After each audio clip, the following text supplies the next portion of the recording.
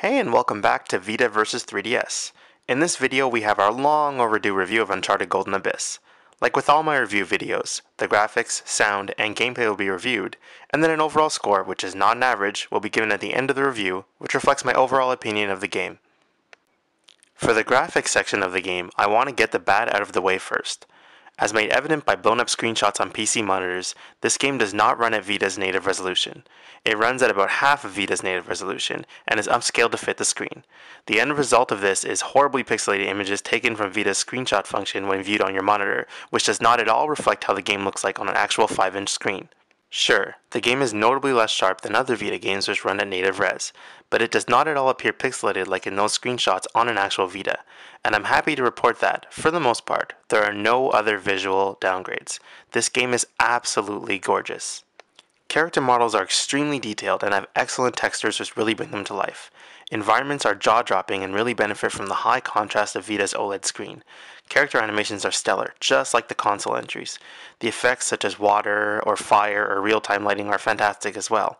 As of the time of this review, Uncharted Golden Abyss is unmatched on the system in any of these categories. Graphics would have easily gotten a 10 had it been on native resolution, but it isn't, so I think it's fair that I give it a 9.5. The sound is yet another strong suit for this game. Golden Abyss borrows a few background themes from the console games, all of which are used to excellent effect here. But the game also has excellent original themes, all of which are fantastic and fit the setting of the game perfectly. The voice acting, like with the console series, is absolutely spot on. Drake's banter with other characters is just as good as it is in the console games.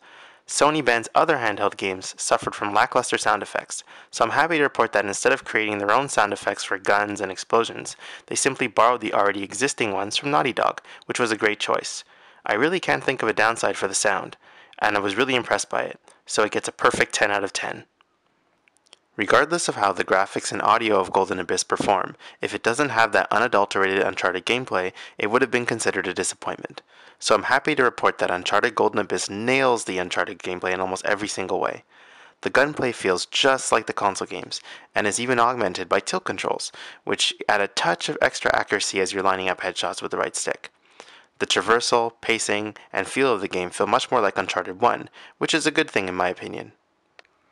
Many gamers are turned off by touch and motion controls, which is understandable since many games have horrible touch and motion controls. However, Uncharted not only makes most of them optional, but the ones that aren't at the very least work properly, which can't be said about some other Vita games. Like with the console games, this game doesn't have a massive variety of enemies, but makes up for it by changing the environment and scenarios, and forces you to move from cover point to cover point and time your shots. It doesn't have the over-the-top set pieces that define the series since Uncharted 2, but that really is the only gameplay area which falls short of the console games. Where Golden Abyss beats the console games is the treasure hunting. Instead of randomly searching for arbitrary glowing white dots for trophies, finding treasures in this game completes treasure sets and helps solve mysteries, which complete Drake's journal and unlock audio clips. And there's more than just glowing orbs to collect. Taking pictures of certain landscapes or objects also helps solve these mysteries, as well as completing charcoal rubbings or dusting off objects. This is my favorite part of the game, and added many hours of replayability once I finished the campaign. The lack of multiplayer and the lack of set pieces in the single player are a shame, but the gameplay of this game is still great and there is much fun to be had. The gameplay gets a 9 out of 10. Golden Abyss replicates what made Uncharted such a fantastic series on PlayStation 3, and improves upon many of the single player aspects of those games. There is no competitive or cooperative multiplayer, which would have made the experience even better, but the overall package is a very fun and polished game. The overall score is a 9 on 10.